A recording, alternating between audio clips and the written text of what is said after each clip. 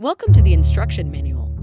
Today, we start with a word problem. Our favorite 6th grade teacher, Mr. Branch, has 5 days in a week to complete his office duties. Office duties are tasks that have to be done in addition to nearly 30 hours of classroom instruction that he has to perform. Mr. Branch's office duties include grading, lesson planning, rubric creation, parent conferencing, reporting, individual education plans, curriculum mapping, scheduling field trips, meeting administration, discipline protocol, drafting permission slips, scheduling assignments, counseling students, participating in staff training, studying lesson resources, pre-reading textbooks, screening and scheduling guest speakers, and, well, you get the idea. With this many tasks to perform, how will Mr. Branch fit all of this into his 5-day, 40-hour-per-week work schedule? The answer is simple. Mr. Branch should take a day off. For a better understanding, let's look at today's schedule. We will look at scheduling flex days into a typical weekly classroom calendar. Next, we will learn how to use self-motivated classroom management to have students participate and learn how to schedule their own learning goals during flex days. After that, we will look at setting up flex days for K through 5 classroom teachers. Finally, we will see how to effectively use flex time to focus on completing relevant office tasks. Looks like we've got a busy schedule today, so let's get started. But before we do, please leave a like for this video and subscribe to show support for this channel. If you would like to hear specific tips, tricks, and hacks to use in your own classroom, let us know in the comments. When we say that Mr. Branch should take a day off, please don't assume that means he should call out for a sick day. Instead, he can create instruction-free time in the classroom without having to commit extra work hours or decreasing the quality of his lessons. A flex day is a day in which teachers do not model lessons or give direct instruction. Instead, students are allowed to choose independent learning practices which are planned and prepared in advance. This may sound strange at first, but let's consider a typical day's class schedule. Most class sessions begin with review of a prior lesson. The teacher will then model the next lesson related to the unit. Students then practice the newly modeled content. In a self-motivated classroom, we have a similar schedule with certain variations that make students more prone to initiate work on their own. At the beginning of class, students are trained to begin review sessions on their own. Worksheets or manipulative materials are provided and available at all times. These materials are tiered based on individual levels of mastery.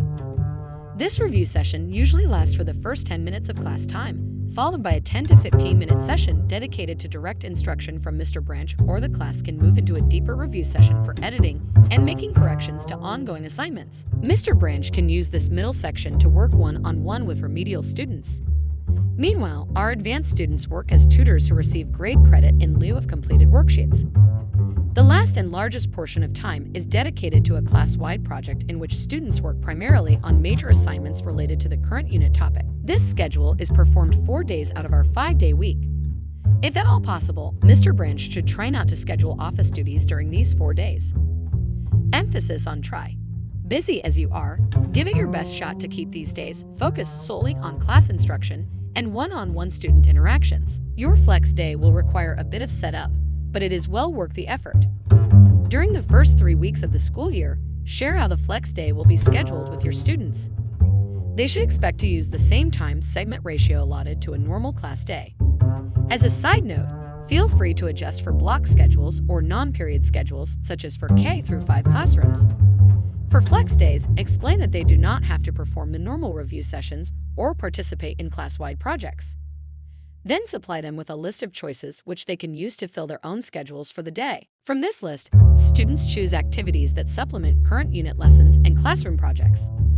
Some of these activities can be used to increase their grade or serve as practice that covers other statewide learning standards like reading comprehension or enhancing study skills. Oh, by the way, if you're not running a D&D campaign in your class, you should totally run a D&D campaign in your classroom. Click the link above to get your kids in the game if you hadn't already. For K through 5 classrooms, devote some class time to train students on how to play relevant board games, set up art or writing stations, or use reading nooks. They can also use a video or tablet stationed in the room that plays educational videos. The students can initiate and vote on time allotments before using the tablet if your classroom has limited resources. Planning is another thing that can be accomplished in elementary or secondary classes. Let your students know where they stand with grade progress Then let them write out academic goals of their own that would lead them to earn better grade outcomes. Ask your tutors to initiate helping remedial students with this if possible. Many flex days will be taken up by state testing, staff in services, holidays, assemblies, and other school events. Non-event flex days are those golden hours where you can focus solely on getting any and all office work done. These are the days you can spend time on filing, grading, organizing IEPs, and well, you get the idea. If you would like to schedule parent conferences or IEP meetings, call a sub to get time out of your classroom. Then you can complete one meeting during the flex day and a second meeting, if needed, during your prep period. For prep periods, keep your focus on setting up your technology for instruction. Manage your class environment, stock supplies, and other such things. Refresh your tiered worksheets or manipulatives, prep your student tutors, work with assistants or other specialists, assess your board games for missing pieces, and, well, you get the idea. Try and keep prep periods geared towards classroom upkeep. Flex days should be especially for completing office work and related admin duties. For now, it seems that we've solved our word problem. By using flex days, Mr. Branch can have full work days to dedicate to his office duties without sacrificing extra hours in the classroom. He can fully devote his teaching time to one-on-one instruction or to creating high-quality lesson models for his students. Meanwhile, his students get the added benefit of experience in scheduling their own workday around their personal goals. They can use flex days to plan their own learning goals at the same time. We hope this page of the instruction manual has been useful for all of our amazing teachers watching this video. Check out our website, themanual.com, for lesson plans, tech tutorials, and more. Make sure to click the bell and get notified for our next video post so that you can stay at the top of your teaching game. Thank you so much for your support, and we'll see you on the next page.